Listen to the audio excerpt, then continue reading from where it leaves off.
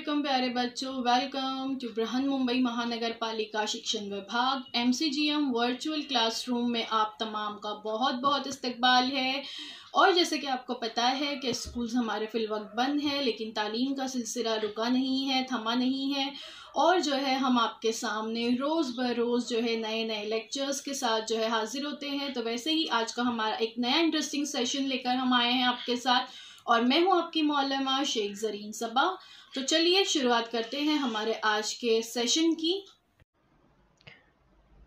आज हम देख रहे हैं आपका टॉपिक धात और अधात, मेटल्स एंड नॉन मेटल्स, जमात हश्तुम के लिए, स्टैंडर्ड 8 के लिए। मजमून है हमारा साइंस, और मैं हूं आपकी मौलमा Zareen Saba from MCGM virtual classroom Mumbai. तो बच्चों, ये हमने आज नया चैप्टर यहाँ पे शुरू किए हैं जिसमें हम मेटल्स एंड नॉन मेटल्स के बारे में मालूमात हासिल करें। मैं हूं आपकी मौलमा शेख ज़रीन सबा, और आपको पता है कि हमने ये ऑनलाइन टीचिंग का सेशन यहाँ पे इसलिए शुरू किया है ताकि स्कूलें बंद रहने के बावजूद भी आप तालीम से जुड़े रहें।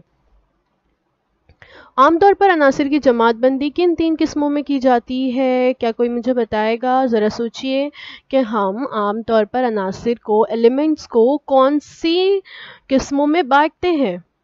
दुनिया की तमाम चीज़ें या अशिया अनासिर, मुरक्कबात या दोनों के आमेज़े से बनी हुई होती है। साइंसदानों ने इन तमाम अनासिर की धात, अधात और धात नुमा में जमात बंदी की है। यानी elements can be classified in 3 ways. पहला है मेटल्स, दूसरा है नॉन मेटल्स और थर्ड है metalloids. What are the three types of elements? Metals, non-metals and metalloids या semi metals जिसे कहते हैं। और सेम चीज़ आपको पीरियोडिक टेबल में देखने के लिए मिलती है। वहाँ पर हम देखते हैं कि पीरियोडिक टेबल में भी मेटल्स को येलो कलर में बताया गया है, मेटेलॉइड्स आपको ग्रीन कलर में दिखाई दे रहे हैं, और नॉन मेटल्स जो है साइड में, राइट हैंड साइड पर आप देख सकते हैं, स्काई ब्लू कलर में आपको नज़र आ रहे हैं। तो इस तरह से एलिमेंट्स को 3 किस्मों में बांटा गया है। तो आज हम देखने वाले हैं मेटल्स और नॉन मेटल्स के बारे में, धात और अधात के बारे में। रोज़मर्रा ज़िंदगी में आप कौन कौन सी धातें और अधातें इस्तेमाल करते हैं? ज़रा अपने दिमाग पर जोर लगाइए और इन तस्वीरों को बगौर देखिए, है ना। और सोने के जेवरात आपके घर में इस्तेमाल होते हैं, आपकी अम्मी, आपकी बहनों को आपने देखा होगा। लोहे और फौलाद की चीज़ें इस्तेमाल होती है, एल्युमिनियम की चीज़ें इस्तेमाल होती है ना। तो इनका शुमार धातु में होता है। इसके अलावा अधातें कौन सी है? जैसे कार्बन हो गया, कोयला जिसे हम कहते हैं, इसका शुमार अधात में होता है। इसके अलावा गंधक या सल्फर, इसका शुमार भी अधातों में किया जाता है। इसके अलावा और बहुत सी हैं अधातें और धातें जो आप रोज़मर्रा ज़िंदगी में इस्तेमाल करते हैं। तो एक छोटा सा काम आपके लिए कि आपको इन तमाम चीज़ों की, कि जो चीज़ें रोज़मर्रा ज़िंदगी में इस्तेमाल होती हैं, उनकी धातों और अधातों में जमात बंदी करनी है और एक छोटी सी लिस्ट जो है वो तैयार करनी है। ठीक है। तो सबसे पहले हम देखेंगे धात के बारे में, मेटल्स के बारे में हम सबसे पहले मालूमात हासिल करेंगे। धात या मेटल्स सोना, चांदी, लोहा, तांबा, aluminium, magnesium, calcium, sodium, platinum, ये जो है चंद धातें हैं। चंद धातें आपकी तस्वीरें भी आप यहाँ पर स्क्रीन पर देख सकते हैं। और धातु की चंद खुसूसियत होती है, जैसे धातु में चमक होती है, ये सख्त होती है, धातें वर्क पजीर और तार पजीर होती हैं, धातें हरारत और बर्क की उम्दा मौसिल होती हैं, धातों के गिरफ्ती इलेक्ट्रॉन खोकर मजबूत बरकीदा आयन यानी कैटाइन तैयार करने की खुसूसियत इनमें मौजूद होती है। तो हम अभी एक एक धात के में एक एक खुसूसियत के बारे में जो है अब मालूमात हासिल करेंगे। ज़रा अपने दिमाग पर जोर लगाइए और सोचिए, why is copper use to make pans? आपके घर में जो भी बर्तन होते हैं वो या तो कॉपर, तांबे के होते हैं, या एल्युमिनियम के होते हैं, या स्टील के होते हैं, है ना। तो इन्हीं का इस्तेमाल क्यों किया जाता है? वैसे ही why is gold use to make jewelleries? Jewellery बनाने के लिए सोने का ही इस्तेमाल क्यों करते हैं? कोई और धात भी इस्तेमाल की जा सकती है, लेकिन हम ज्वेलरी बनाने के लिए सोने का इस्तेमाल करते हैं, और बर्तन बनाने के लिए कॉपर, स्टील, एल्युमिनियम का इस्तेमाल करते हैं। ऐसा क्यों? तो ऐसा क्यों है, ये जानने के लिए हमें पता होना चाहिए धातु की तबई खुसूसियात, फिजिकल प्रॉपर्टीज ऑफ मेटल्स। तो चलिए देखते हैं क्या है फिजिकल प्रॉपर्टीज ऑफ तबई हालत। सबसे पहले देखते हैं फिजिकल स्टेट। तबई हालत या फिजिकल स्टेट उमूमी दर्जे हरारत पर या कमरे के दर्जे हरारत पर धातें जो होती हैं वो ठोस हालत में होती हैं।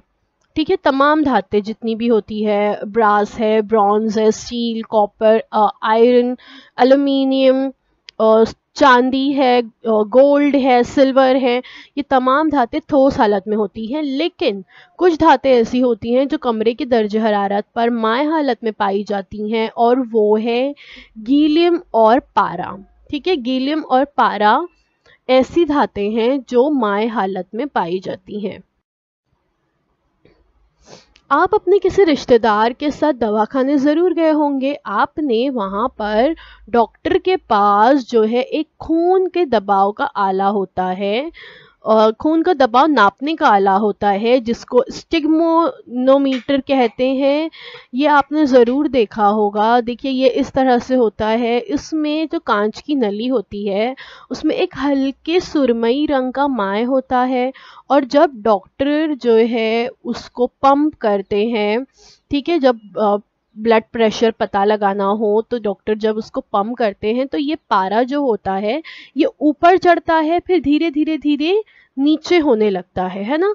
तो ये कौन सी धात है आपको पता है? ये धात होती है पारा। इसमें यहाँ पर पारे का इस्तेमाल किया जाता है। अच्छा, इसके अलावा और कहाँ पर इसका इस्तेमाल होता है पारे का? थर्मामीटर्स में, है ना। थर्मामीटर में भी पारे का ही इस्तेमाल होता है। अब देखते हैं चमक या लस्टर। चमक, धातों में चमक पाई जाती है। अपने घर के किसी भी तांबे के बर्तन को लीमू से रगड़िए। इस तरह से देखिए, तांबे के बर्तन अक्सर उस पर हम देखते हैं कि जंग लग जाता है, लेकिन जब हम उसको नींबू से साफ करते हैं और फिर पानी से धोते हैं तो धोने से पहले और धोने के बाद की चमक का मुशाहिदा कीजिए। धात के रगड़े हुए हिस्से और अभी तराशीदा हिस्से की सतह से रोशनी के शुआओं का इनकास होता है और धातें चमकदार दिखाई देती हैं। और सबसे ज़्यादा चमक जो होती है वो सोने में पाई जाती है। सोने में बहुत ज़्यादा चमक पाई जाती है, और इसकी चमक जो है वो कम भी नहीं होती। जैसे तांबे की चमक कम हो जाती है, जंग लग जाता है। चांदी में भी चमक पाई जाती है, लेकिन कुछ वक्त के बाद चांदी भी जो है वो हवा लगने से, पानी लगने से काली हो जाती है, लेकिन सोने के मामले में ऐसा नहीं होता। इसलिए जेवरात बनाने के लिए सोने का ज़्यादा इस्तेमाल होता है। धातों में चमक पाई जाती है ना। अभी हमने देखे कॉपर है, गोल्ड है, एल्यूमिनियम है, स्टील में भी चमक होती है, सिल्वर में चमक होती है। तो ये तमाम जो धातें होती हैं इनमें चमक पाई जाती है। सख्ती या हार्डनेस, धातें जो होती हैं वो आमतौर पर सख्त होती हैं, इसीलिए तमाम किस्म के जितने भी कंस्ट्रक्शंस किए जाते हैं, ऊंची ऊंची बिल्डिंगें बनाई जाती हैं, मशीन्स बनाई जाती हैं, उनमें धातों का इस्तेमाल होता है, क्योंकि धातों में जो हार्डनेस पाई जाती है उसकी वजह से जो भी कंस्ट्रक्शंस किए जाते हैं उनमें मजबूती आती है। Metals are generally hard use for making many machineries, buildings etcetera. लेकिन कुछ एक्सेप्शंस हैं यहाँ पर। सोडियम और पोटेशियम जैसी जो धातें होती हैं ये मुलायम होती हैं और इन्हें आसानी चाकू से काटा जा सकता है।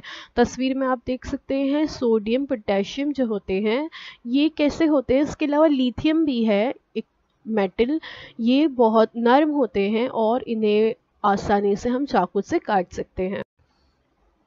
तार पजीरी या डक्टिलिटी। तार पजीरी, डक्टिलिटी, क्या आपने कभी सुनार की दुकान पर आप गए हैं?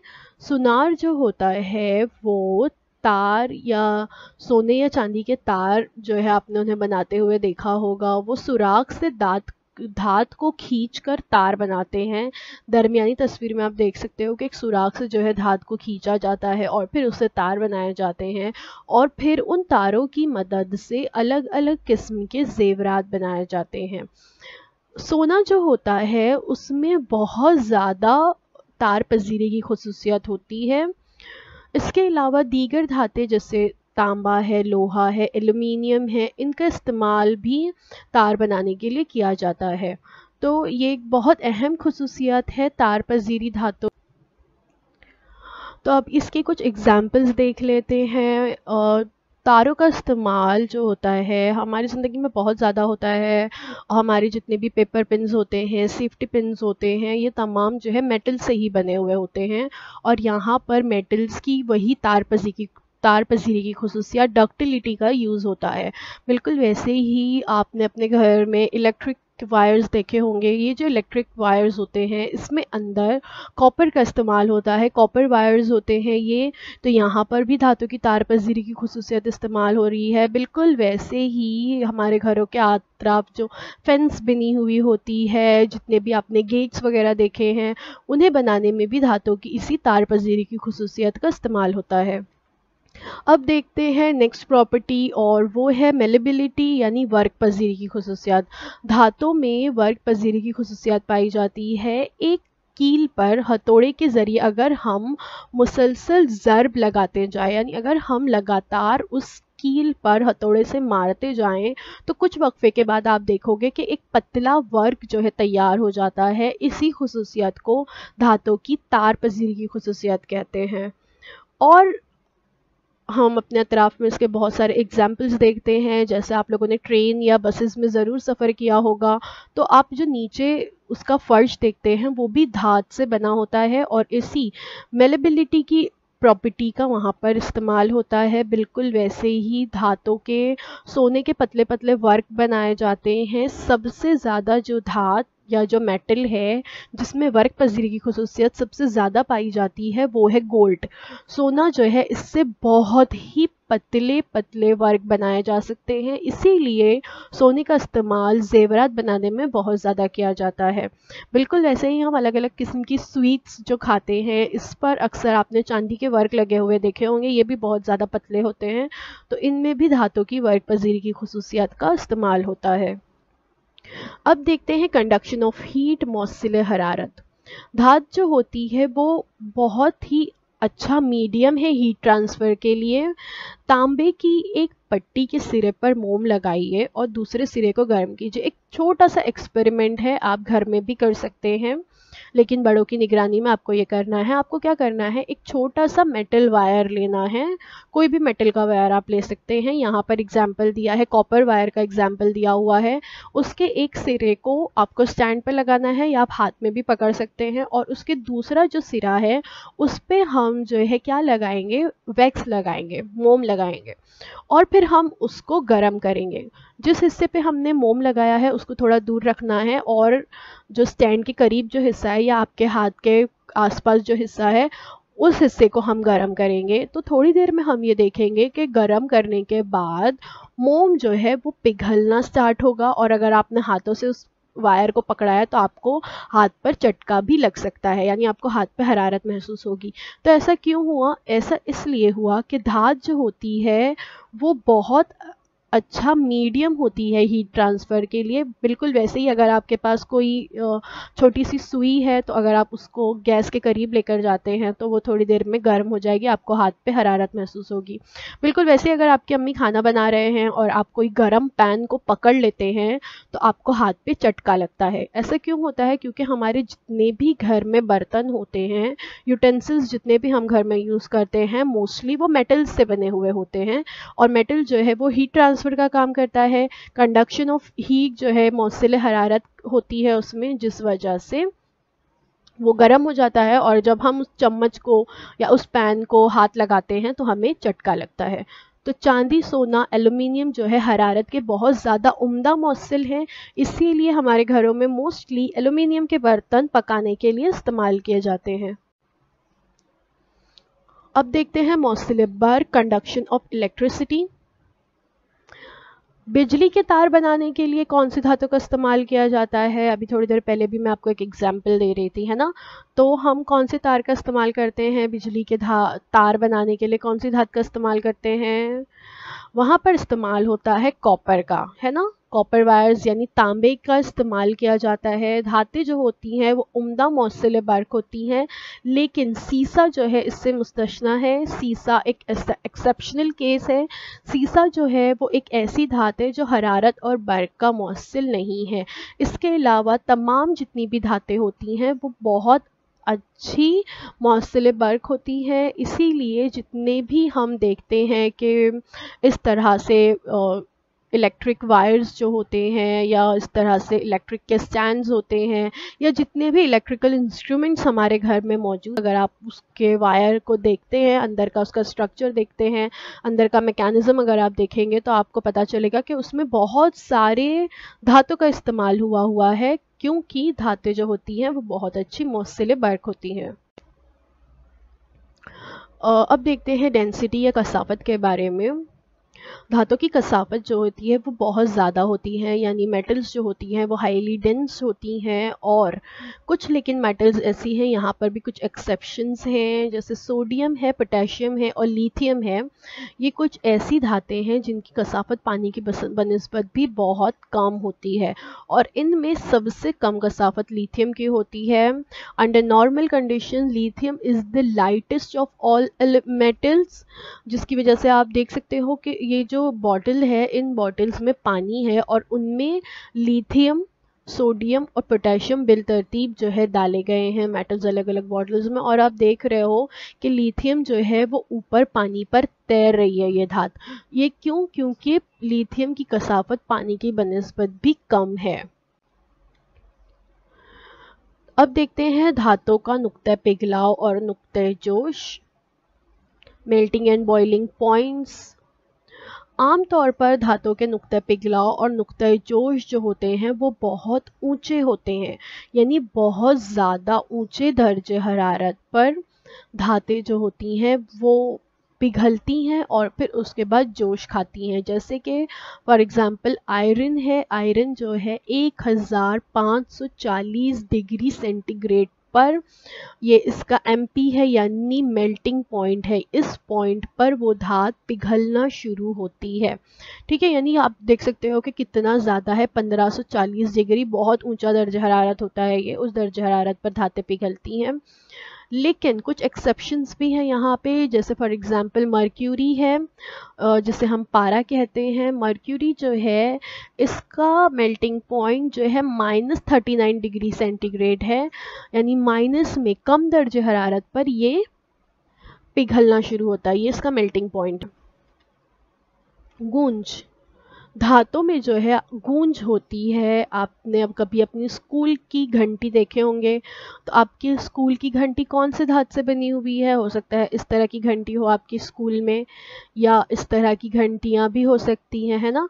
तो ये जो घंटियां होती है हमारे स्कूल में, या हम देखते हैं आइसक्रीम वाला जो है इस तरह की घंटियां बजाता है ना, मंदिरों में इस तरह की घंटियां होती हैं। तो ये जो घंटियां होती हैं ये हमेशा मेटल से ही बनी हुई होगी, क्योंकि धातु में गूंज होती है। अगर आपको देखना है कि धातु में गूंज किस तरह से पाई जाती है, तो एक छोटा सा एग्जाम्पल, एक छोटा सा तजुर्बा आप कर सकते हैं अपने घर पर। आप जो है एक बर्तन लीजिए स्टील का, और एक चम्मच स्टील का लीजिए और उसे बजाइए। आपको जो है एक गूंज सुनाई देगी, है ना, एक ट्यून जो है वो रिदम जैसी पैदा होती है। तो ये है एग्जाम्पल कि धातु में गूंज होती है। तो हमने आज क्या देखे? प्रॉपर्टीज़ ऑफ मेटल देखे। क्या क्या हमने देखे कि मेटल्स जो होती है वो स्ट्रॉन्ग होती है, डक्टाइल होती है, good conductor of electricity, good conductor of heat, malleable होती है, शाइनी होती है, हाई डेंसिटी पाई जाती है इसमें, और हाई मेल्टिंग पॉइंट और बॉइलिंग पॉइंट्स होते हैं मेटल्स के। अधात, अब देखते हैं अधात या नॉन मेटल्स के बारे में।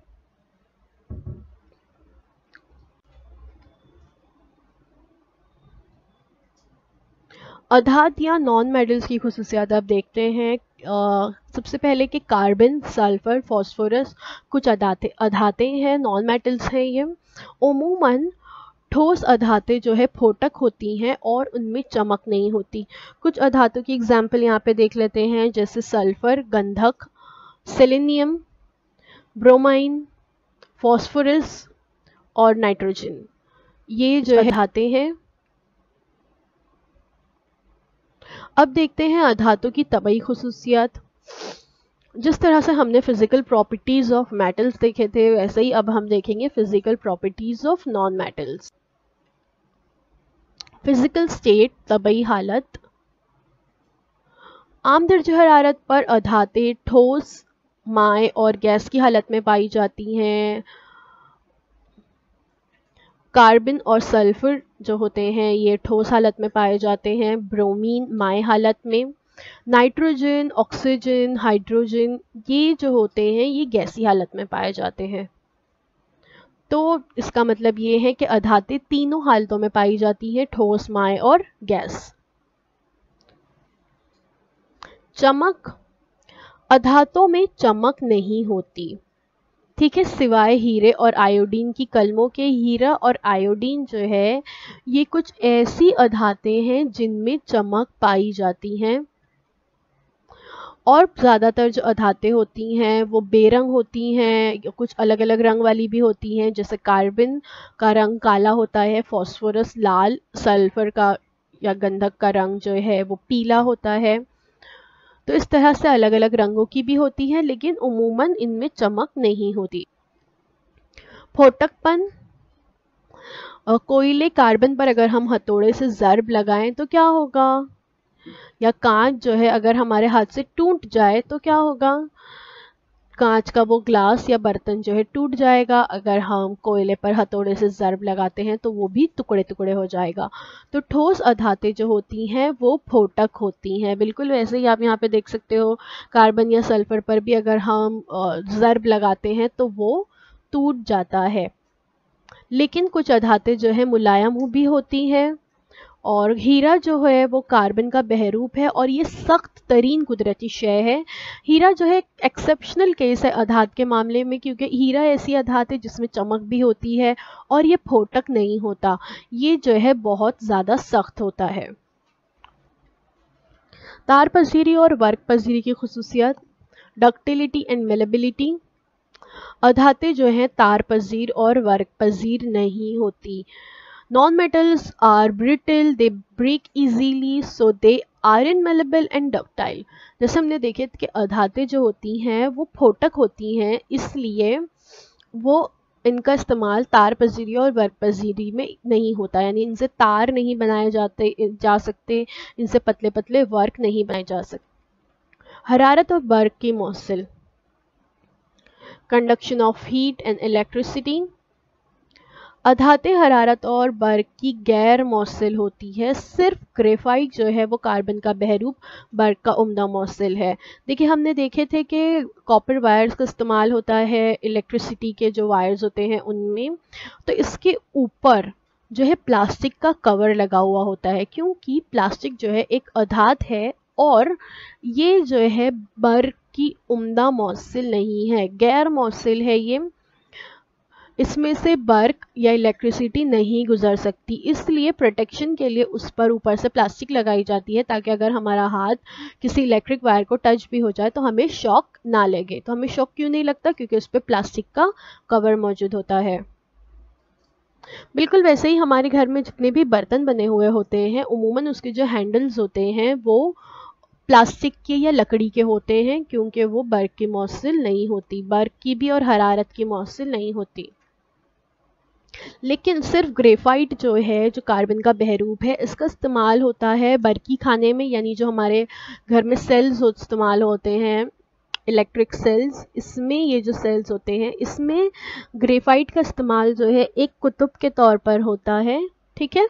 और ग्रेफाइट क्या है, आपकी पेंसिल्स में जो दरमियान में लीड होती है जिससे आप लोग जो है लिखते हैं, है ना, तो वो जो दरमियान में जो हिस्सा होता है, काला हिस्सा जिससे हम लिखने का काम करते हैं, वो ग्रेफाइट है। तो ये जो ग्रेफाइट होता है ये एक कार्बन का बहरूप है और ये बर्क का उम्दा मौसिल है, ये अधात है और बर्क का उम्दा मौसिल है। इसके अलावा तमाम अधातें हरारत और बर्क की गैर मौसिल होती हैं।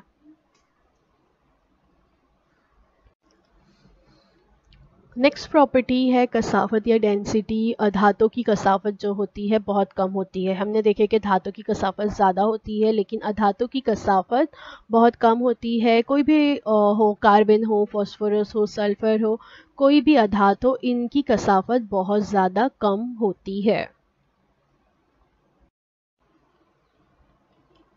नुक्ते पिघलाव और नुक्ते जोश, melting point and boiling point. धातु के नुक्ते पिघलाव और नुक्ते जोश जो होते हैं वो बहुत कम होते हैं, लेकिन कार्बन, बोरॉन, ठोस अधाते हैं, ये ऊंचे दर्जे हरारत पर पिघलती हैं। मोस्टली जितनी भी अधाते होती हैं, नॉन मेटल्स होते हैं, इनका बहुत कम जो है मेल्टिंग पॉइंट होता है, बहुत कम दर्जे हरारत पर ये पिघलना शुरू हो जाती हैं। लेकिन जैसे मैंने बताई कि कुछ अधातें ऐसी हैं, जैसे कार्बन है जिसमें डायमंड है, ये बहुत ऊंचे दर्जे हरारत पर पिघलता है। बोरॉन है, ये भी बिल्कुल वैसे ही ऊंचे दर्जे हरारत पर पिघलता है। कैल्शियम जो है इसका भी बहुत लो मेल्टिंग पॉइंट होता है, ये भी एक किस्म की अधात है। तो मोस्टली अधातें जो होती हैं उनका मेल्टिंग पॉइंट और बॉइलिंग पॉइंट बहुत लो होता है। तो हमने क्या देखे properties of non metals. Mostly जो नॉन मेटल्स होती हैं ये डल होती हैं, poor conductor of heat, not strong, poor conductor of electricity and low melting and boiling points. तो अब एक छोटे सा मश्की सवाल आप लोगों के लिए। आपके मश्क का सवाल नंबर 1 है, जदौल मुकम्मल कीजिए।